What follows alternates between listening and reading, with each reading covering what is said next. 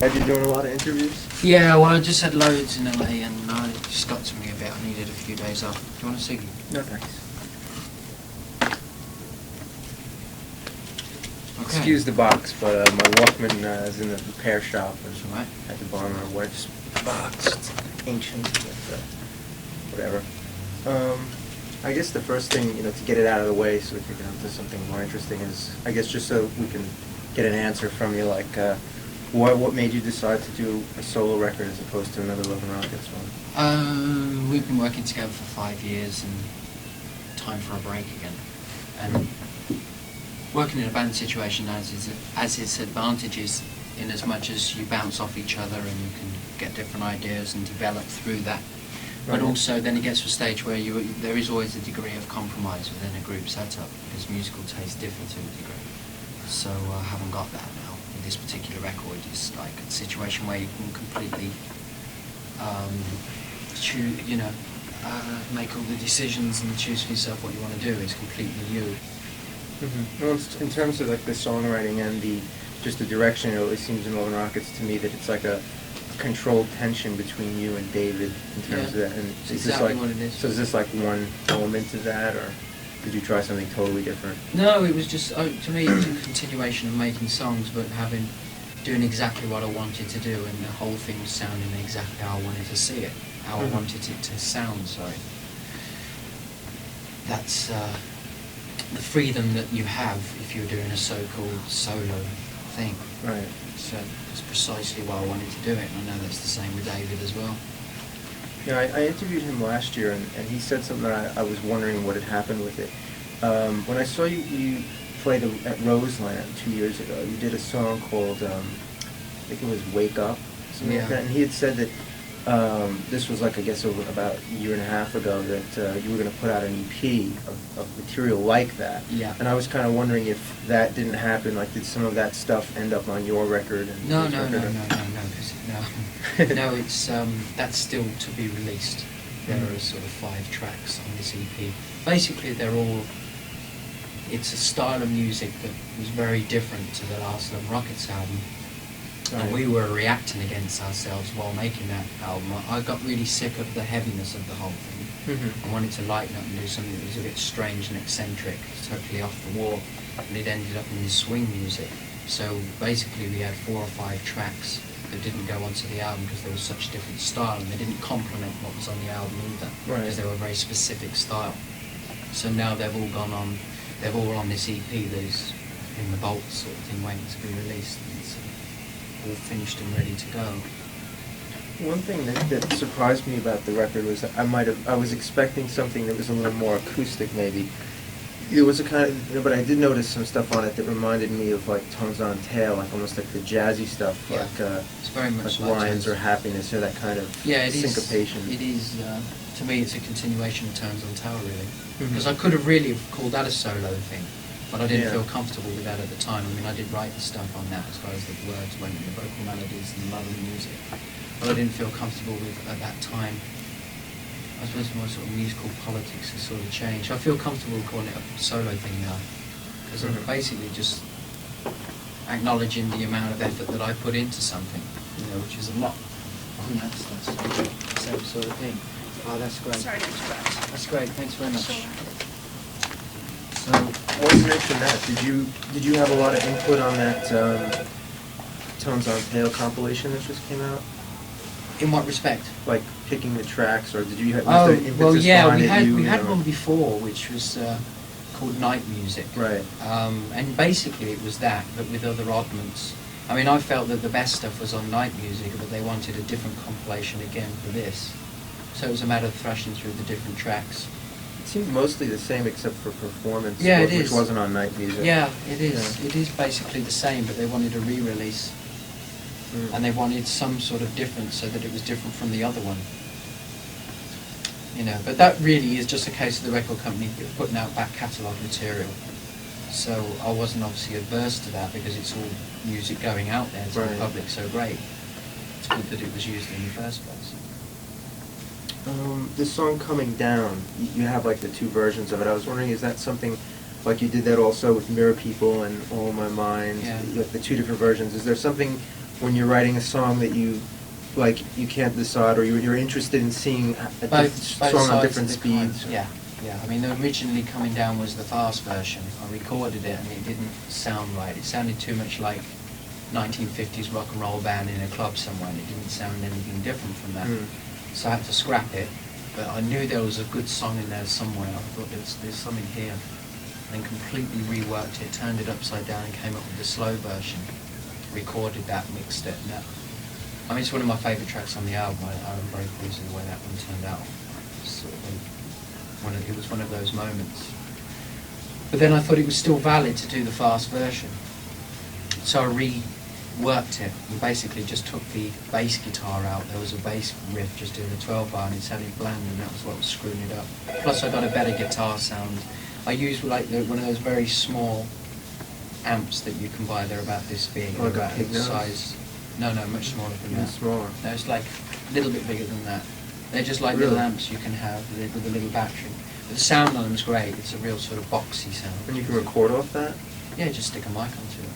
Instead Oh, of a that's Marshall great. 4x12. So I use stuff like that. So that, and taking out the bass guitar and putting a fuzz bass in and putting a megaphone on the vocal and redoing it. Then the fast version worked as well. So it's like a sort of schizophrenia, really. I mean, I like to think that it's musically schizophrenic anyway, the stuff that I do. There isn't one particular style, it sort of goes all over the place.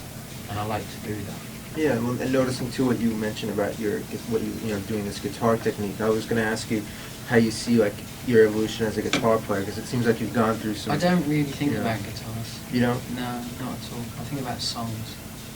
Guitar to me is just a means to an end. I'm not interested in guitar. I know it sounds stupid. Is that it maybe might sound why, a bit- you using the fuzz bass on Yeah, something? I love playing bass, and also normal bass. I really like playing bass. To me, that's something new to do that.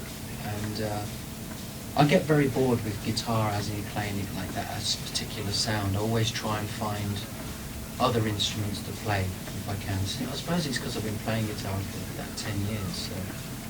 Well, a lot of times you don't sound like you're playing guitar either. Like sometimes your Yeah, guitar using can e-bow sound like things. Like keyboards and Yeah. stuff. Yeah, well, I like to do that. I'm always sort of searching for making an instrument sound like another instrument, particularly with guitar. Mhm. And it's getting harder because there's so much you can do. Well, yeah, I mean, without getting into computer area of guitar, which I can't really get on with up to now. The MIDI idea, Mhm. that I've never used that. I always like to keep it where you have the action of the guitar, where you can bend the strings. Did you have to get that? No, It seemed like before you used delay more in your early days, and then you kind of went through a bit of more like acoustic stuff, and then the fuzz bass a couple of years ago. Is there some kind of avenue you think in the future that you would use to get this kind of different sound? Well, yeah, but I don't know what it is, otherwise I'd be using it. I mean, on this album, I remember on some of the things I just took all the treble out and just had a lot of mid and bass. It sounds very bluesy, sort of more of a round sound. What about the other instruments on the record? Did you play almost everything? Or? Yeah, I played the bass on most things apart from one track. Saxophone, guitar, a few keyboard bits. And then Kevin also helped out. He did a lot of the drum programming. Have you been playing sax a long time? Yeah, I remember but- seeing videos of you playing and Yeah. dancing with saxophone. Yeah, playing it in a certain fashion. I mean, I don't consider myself a saxophone player as in the orthodox sense of the word, like a proper sax player, but I can get a note or two out of it.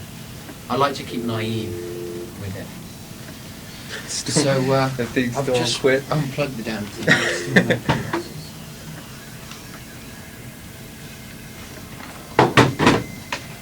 Definitely coming from that anyway, so I can't. How about working with Kevin? I mean, it seems like he's very complimentary. In all Yeah. the projects you do, he seems to just fit in. Well, you see, I'm real pushy in the studio and really domineering and everything, and he isn't, so there's a great balance there. Because he's the sort of person that can sit down and work out drum programming and stuff like that, which I haven't got the patience to do, and he can actually do it in a methodical, mathematical way. and he counts stuff by bars, and whereas I just go on totally spontaneous mode, that's the way of working. So the combination of the two balances well. There isn't friction there. Mm-hmm. So it seems to be a good balance. I really enjoy working with him. He's very, very easy to work with. I noticed too you had a female vocalist on a lot of the tracks. Yeah, was that something new for you? Or? Natasha Atlas. Yeah, she's a friend of mine from like 10 years ago. Mm-hmm. And I just like that. When we sang together, I just found out when we started doing this thing, it was Day Tripper was the first thing, and it was just the two voices together. And I thought we had a great chemistry there. It just sounded, there's something happening here. There's a chemistry between us, so I used that for a lot of the record. The idea of male and female voice, almost like making a duo. Right. I think that was, again, new for me to do that. A new Yeah, experience. exactly. It's just progressive. Well, definitely. I mean, it has a very different effect than hearing you and David sing together. Yeah. Oh, yeah. It's a different effect.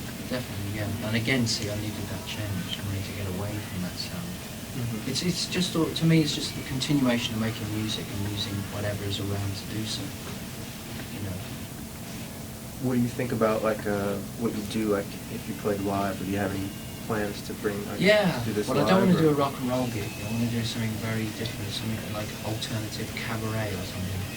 Something very, more like a dark blue atmosphere for about an hour, rather than Yeah. the rock and roll thing, which I think is just, you seem to, you go and see a band, you go and see a band, you go and see a band, you go and see a band, it's all the same. So I want to get something a lot more, as if you're going into the cellar, underground. So you have an atmosphere that's very, very blue, dark blue, and you sort of just wallow in that blue, sad, lonely world for about an hour. Do you think you'd do that by yourself, or would you bring like a couple of people along with you? Yeah, create I'd the have atmosphere? to create the music. I cannot play everything. Well, some people. I mean, you go see some people these days, and a lot of it's on tape. Oh, Try it, yeah, I you got know. a bit of an aversion to that. No, I think it'd have to be a band. Kevin would be in it, and Natasha probably, or some other female singer or singers. Mm-hmm. I got the idea of maybe 3 female singers doing that stuff she's doing on there, Right. and another bass player, and Kevin dealing with the drums and keyboards, and myself a bit of keyboards. Well, I don't know. That only works itself out when you start rehearsing. But yeah, I'd like to do that at a later date. It depends, to be honest with you, on how the record goes. Then I'll have the money to be able to do something proper Right. or not. But I'd like to pick alternative venues and things rather than Or the like usual smaller rock and roll clubs. place. Yeah, clubs and whatever.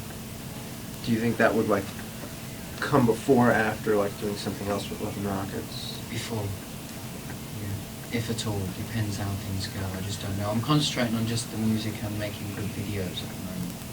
So I just made a video for This Love, the track called This Love. That was just finished. I was really involved with that for 4 days in the editing stage, getting all the edits right. And it seems to have worked out. And the actual concept of the whole thing. It's a very simple video, but it's effective. Who did you work? Did you work with anybody? in Yeah, a guy particular? called Mitch Jenkins. He did a few Love and Rockets videos. He did The Light and Mirror People. I like that sort of graininess and black and Mhm. white. It's colour and black and white, but it's got a certain feel to it that I made. Was there a specific like lyrical direction you wanted to go on this record? Or did Yeah, did this- very, very simple, direct songs. I think they're pretty obvious what all the songs were about. It's not sort of playing games with words or anything. I'm just trying as time goes on to get simpler musically and lyrically. Get more simple. I think that, to me, is where it's at. I think we've been guilty of that in the past. Love Rockets have been too introspective, too clever with words, whereas I like to make things as simple as possible but effective, hopefully. Well, do you see, like, I always thought with the earlier albums, there seemed to be like a real, like, not a split, but there seemed to be 2 kinds of songs. There were songs that were very, like, physical and Well, it's very, the like, objective, you know, the things like subjective. Motorcycle, and then there was Yeah. things that were more, like, spiritual or whatever. I mean, Yeah. do you see that, like, continuing, that, like, Oh yeah, both? definitely. Well, that's the different parts of a human being. I'm just a lot of different people. Well, 2 or 3 usually, either raging, fast, Mm. slow, sad, or strange, eccentric.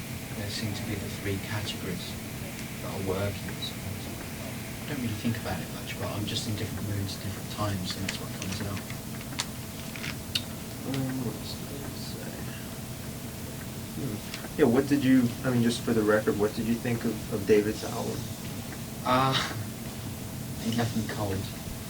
Don't get up, I don't relate to that music. Musically, I found it very orthodox, to be honest. Most of the time it didn't grab me. I think it's sort of, that's why we had to split up. It becomes obvious when you hear the two people's records, just where we are in our heads. Very different. I try to make the music sound as if it comes from otherworldly. So it's not orthodox. I try to mutilate it to the right degree so that it sounds new, original, and not make a guitar sound like a damn guitar all the time. Right. You know, strong. How long have you heard that? You know, I just want to mutilate that. When I need to, I mean, not all the time, but I want to, whenever possible, make it sound different. That's a good, you know, I mean, that seems to work for you. Well, yeah, I hope so.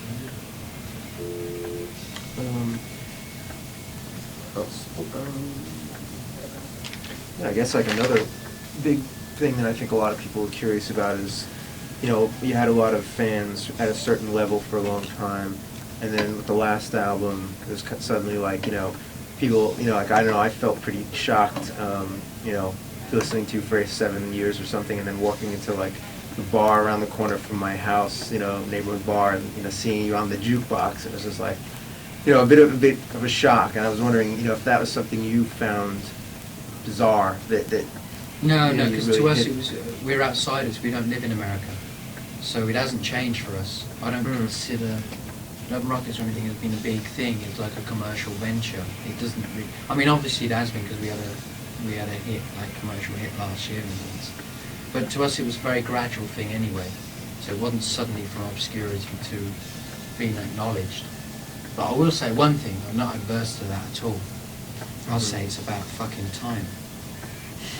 To be honest with you. I have no problems with being commercially accessible as long as what you create is good. It's still good and you don't sell out whatever that is. Right. In other words, you don't sound like Rick Astley or whatever, which is just bland music. It's not music with any artistic power. That's the difference. I think when you get the syndrome, people say, well, I don't like them anymore because they're well known. That's real musical snobbery. Yeah. That's bullshit. I mean, I would have liked the first Bauhaus record to be in the top 10 in England or anywhere else. I've always thought that. I hate that elitist underground bullshit. I've never believed in that. To me, it's either you like it or you don't. And if Michael Jackson comes up with a song and I like it, I'll say so. That's it. And you know, if Nick Cave comes up with a song and I like it, I'll say so. You know, I don't care just because one's really some commercial and artificial one barrier isn't. between them. Yeah, well, the barrier, I don't know what that is. I mean, I don't see it myself. I love commercial music. If commercial music gets me, then I think it's great, the fact that a lot of people are listening to it. You know, I remember like with Billie Jean or something, that I thought that was a great pop single. I really did. You know, I loved it. I loved the keyboards on it. I loved the way it was. I loved the song. You know, but I also like the birthday party or whatever. You know, just like open your mind up. Do you think that, you know, the popularity that you had then, like, in any way then affected the decision to do, like, solo records or, like, cool off for a little while? Or? Well, it was time to rest simply because we've been working intensely for about 5 years. It was always on and on and on and on. You know, it's time to get away from each other. It's the main reason. How do you find living still in Northampton? Very strange. Well, this year is the first year in 10 years where I've actually lived there. It's ain't too good. Yeah, it's a very boring place. You know what I mean? It was great before having it as a retreat, but when you've got to live there on a day-to-day basis and there isn't a tour to do or something, it was...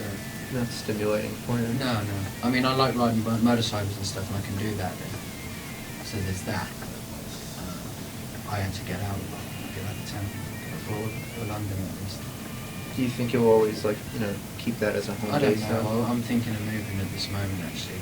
Just getting the hell out.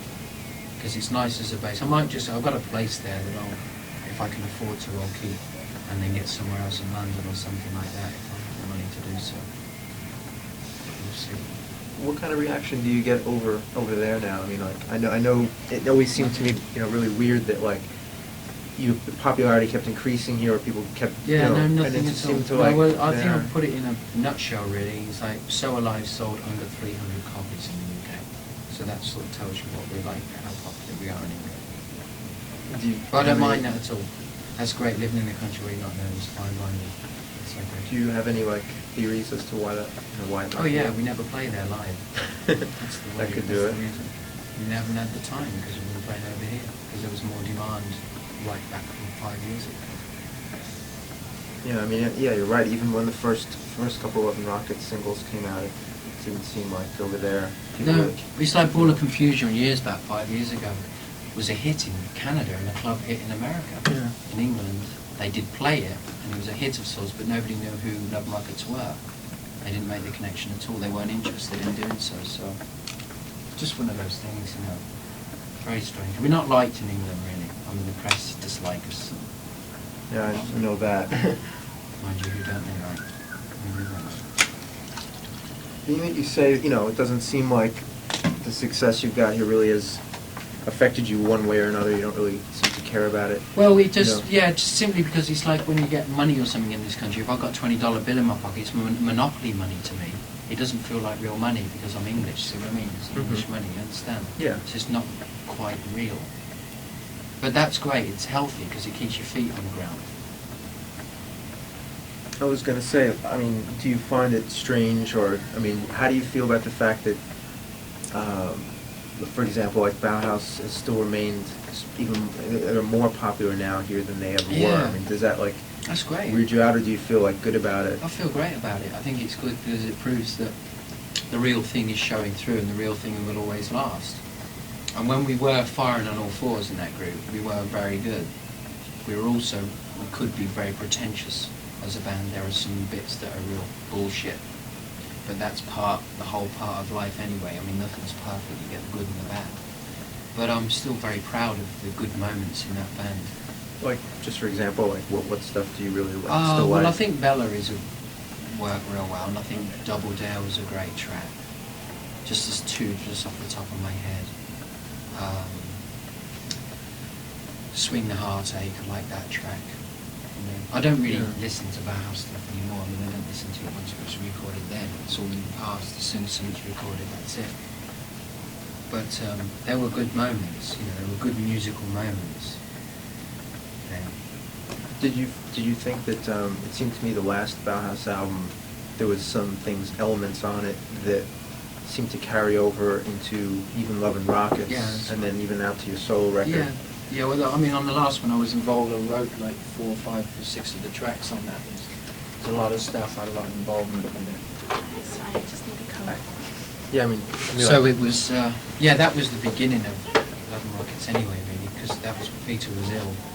So it was the 3 of us together working on stuff, and it was very much like the start, a seed for. Because we had a great time. It was a different chemistry, you know, and that was the seed for the start of that group. do you the framework of Love and Rockets, do you feel like, I mean, now you have the freedom to make a solo record, and you seem to be able to, you know, it's kind of flexible. Do you think you can just keep that going indefinitely like that, or? Hope so. No, just it's great, you know, being honest with you, like, the more of your own way you can have, and the more you get to where you want to be musically, without any compromise, that's where it is for any artist, surely.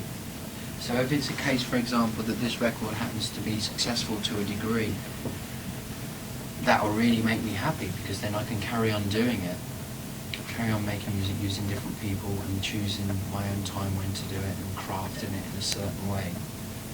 You know, and having said that, I might really want to work with the other guys again, like Dave and Kevin or whoever. Right. But it's nice to have that freedom. That's what I appreciate, having that freedom. I love that freedom. What kind of stuff do you listen to these days? I mean, a friend of mine, had met you in the city a couple years ago, like outside a movie theater, and I remember him, asking you what kind of stuff you listen to, and you said you mostly liked a lot of dance type stuff, and I think you were going, to a club or something. I was just wondering, like, what kind of things I like the do Happy you... Mondays new album a lot. I think that's really good. That's very real. That's the best of all that sort of area music. Mhm. It really varies. I mean, I bought Delight's album the other day because I really love the single. Groove is in the Heart. That one, Yeah. that was a great single. Yeah, it is. So it crosses over from that right through to the Brian Eno stuff. And my favourite, I loved Automatic as well, Juice and Mary Chain. I thought that was a great album. And the other one is the Julie Cruz thing, the Floating into the Night. Yeah. That is one of my favourite albums. I think I love it. I love that sort of music. In contrast to rock, I like rock and roll as well, but I'm saying I love that as well. I can really get into that real mood evoking. Have you seen the area. the video that she just put out? No. It's a live performance she did last year with David Lynch. Oh, really? And, it's called Industrial Symphony #1. It's really interesting. If you like her, that's something. Well, I only know her from that album, to be honest with you. I love it. I like the words as well in that album. They're very simple. I like that. With this record, I read somewhere in the bio that it said you've been working on it for a while. Like, I mean, how old are some of these songs? Like, is this a project that Well, the you worked first on thing a was lot? about 2.5 years ago, but most of it was recorded last winter. Yeah, about this time last year it started, about 70%. That's when at the time after Rockets, Were any of the songs originally written for Love and Rockets, or were they No. all written No, like they're from the all- beginning? yeah. You knew they were yours. Well, yeah, because whenever I write it, then I go in and record it anyway. So it wasn't any different. It was exactly the same as writing for Love and Rockets, in as much as you're in the room on your own with a guitar, tape recorder, and writing the words.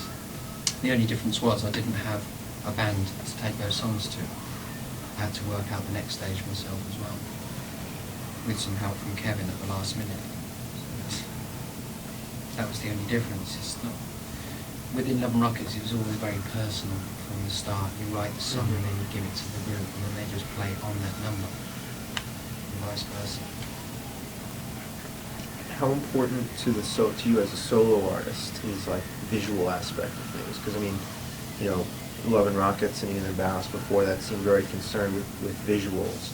I think it's Even very, from very record important. covers Oh, to yeah. the way you looked at the time, or whatever. Yeah, well, worked hard on we did these photos for the cover and stuff. It's a photograph. Just working that out upstairs, actually, the poster photos and everything is important. I think the visual side is near enough 50% of the whole thing. I think that's really important to create the atmosphere and the image, the whole thing. Yeah, it's very important to me. It's like with the video and the photo of the album sleeve and the whole deal. What does the album kind of look like? Well, it's in my living room. It's a photo of me in the living room with the fire blazing, and about 6 million candles all over the place. That sounds cool. Yeah, it worked out well. It did work out well. There's a little special edition in a velvet box coming out actually on the CD of the album that you might try and get hold of. And it's got like a discography of all stuff I've been involved with a little bio and some extra photographs and things like that. But I was just working on upstairs actually with some unusual photographs. Things like that. Another thing that always seems to me to be important to you is like cover songs. Like all through your career, you seem to enjoy like doing cover songs. And the new record, Yeah.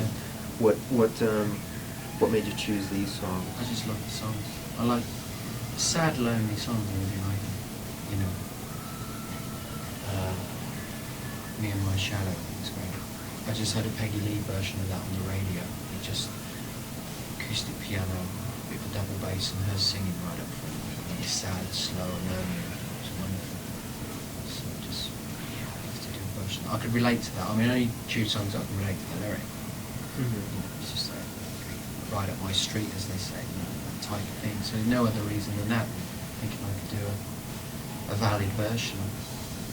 Do you enjoy, though, in general, doing them? Because, I mean, it seems like Well, at yeah, least obviously, every you don't record has record a cover anything kit. if you don't enjoy or get a kick out of doing it. That's the whole reason for doing it. Stimulation. What out, you know, I have to say, no, actually, I didn't enjoy doing that. I mean, why? That's true. No reason.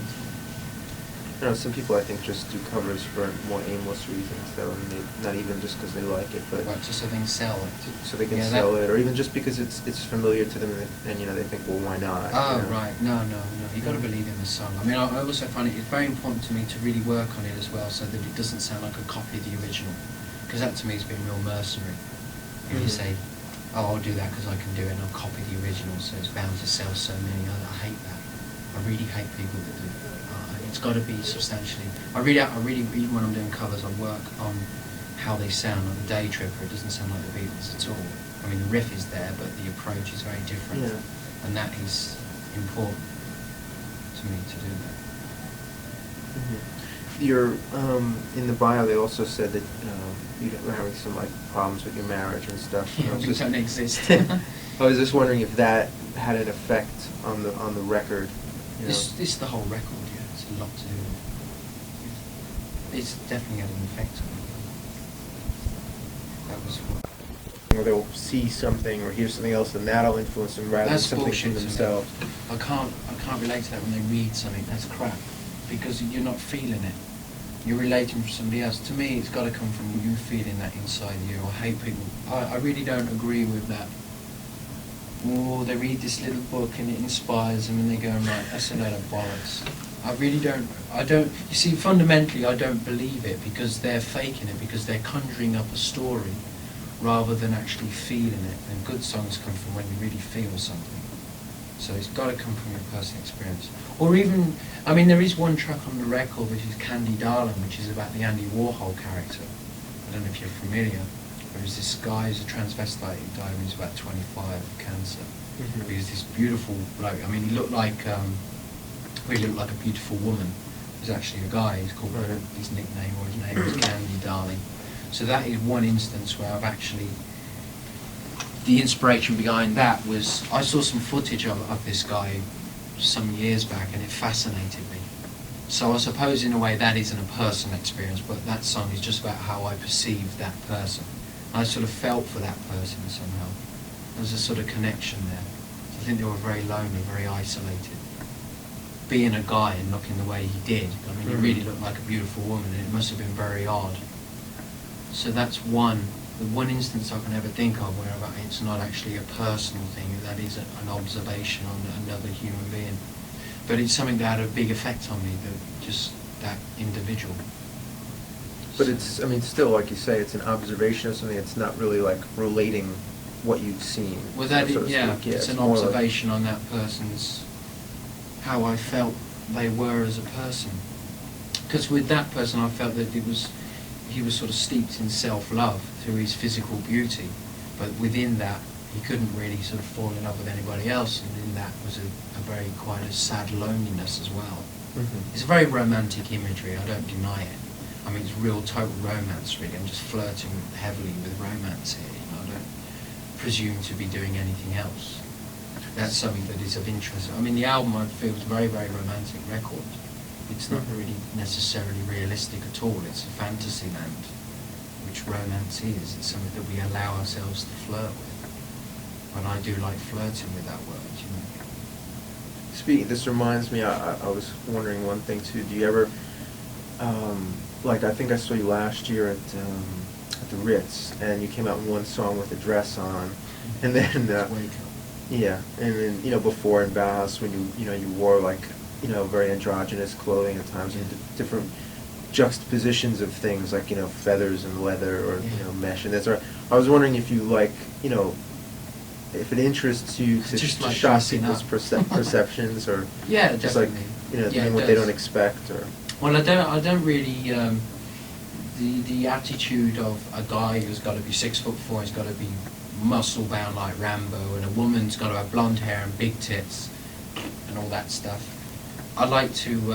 I've got nothing against that at all. If some guy wants to build himself up, that's fine by me. And if a girl wants to have big tits and blonde hair, that's fine by me as well. In fact, I quite like big tits and blonde hair. But sometimes. But it's when that's all you got to be, and anybody else is like, oh, what a shame, you know. If they, and I particularly liked in certain parts of America, that whole dress thing came from a reaction to the audience in the sort of the Bible Belt area or the rednecks, which I really wanted to upset them, really, because I just wanted to say, hey, listen, you know, I can do this, and I'm quite aware of my sexuality. You know, I'm not gay, and I don't have to be, but I'm just going to do this because I feel at ease doing this. And it's a liberating experience to acknowledge the feminine side of yourself if you're a guy, just as if you're a woman to experience and acknowledge the masculine side of your personality, you know, the part of you. That is healthy. And when you get these people that are an extreme masculine or feminine, it's unhealthy. And I like to turn that upside down, something inside me that I don't like those stereotypes. You know, I don't mind the stereotypes, but when the stereotypes tell everybody else that's how it's got to be, that's when I think it's a problem, because it's unhealthy. I'm talking about basically here being free to do what you want to do. So if you were for a guy and you want to wear a dress and walk down, you know, the street, you should be allowed to do so, rather than having to wear a check shirt, have a hairy chest and cowboy boots. You know, if you don't want to do that and you don't feel right in that, you should be allowed to not have to be that way. And the sooner we break down these barriers, the sooner everybody's going to feel a lot less uptight about their sexuality and everything else, and society itself, I think, will ease up, and racialism of every sort, you know, will hopefully disintegrate. I mean, we'll get on with coexisting. So I think I've answered that. Yeah, that was good. Good answer. So you mentioned about the fans, though. Like, does it ever, like, do any of the fans that you've gotten since, you know, your popularity rise I don't here? really think about that sort of thing. Do any of them bother you, or? Well, I mean, you said you know those people in the Bible Belt kind of annoyed you. Oh, that. Well, it was just an attitude that I saw running across certain parts of America, and we get it in England as well. I don't like that narrow-minded attitude, you know, that's sort of, hey, you know, you've got to be like this if you're a guy, and if you know, I just fundamentally annoys me. You know, it's very ignorant. That's it. The bottom line on that, it's ignorance itself. You know, it's not accepted. I mean, a lot of, you know, some guys, they can't accept any sort of art form because of that, because they feel they're being, you know, like a faggot or something. You know, they're just, you know, being too effeminate. You know, whereas you should be able to. And usually you find that those guys that are extreme like that have got the problem. Yeah. They've got a problem with themselves underneath. So they're being extra masculine to make up for that. You know, they're going in the wrong direction. All I'm trying to do is break that barrier down on occasion. You seem comfortable. I feel completely comfortable doing it. Yeah, that's it. It the is word. me. It is not a fake or anything. I love doing that on the last tour. You know, it was so funny, and everybody. I saw people laugh, and people that didn't laugh, they've got the problem, because the stereotyping. You know, I just find it very, very liberating. I think basically I'm just like dressing up. I think that's a lot to do with it as well. Just that sort of person, you know, just flamboyant sometimes, you know. That's, I mean, come on, that's why a lot of people are in bands. They're not exactly introverts. Or they might be introverts on a day-to-day level, and then it all comes out. It comes out different with different people. You know, I'm not saying everybody's got to go and wear outrageous, stupid clothes or anything. No, not at all. I'm just saying, allow yourself to be yourself. That's all. Do you have, I mean, it seemed like everybody really noticed your passion for motorcycles because you wrote a song about it, but is there anything else that you do that, you know, you really enjoy and that affects your work? No, I'm just a sleazy biker, that's it.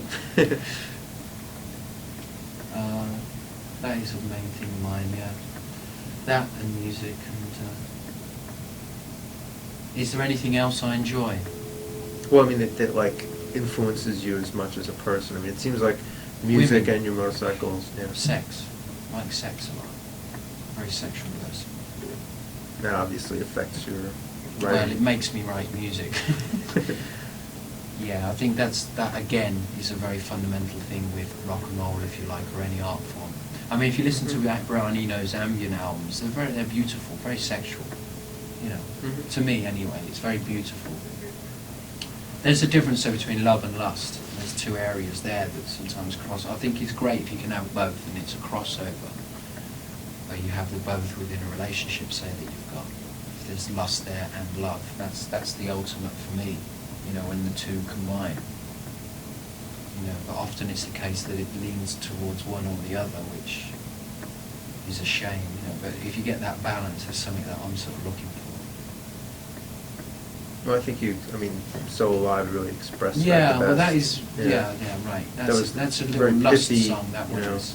But it's also appreciating, say, the female form Mm-hmm. for no other reason that they're great to look at.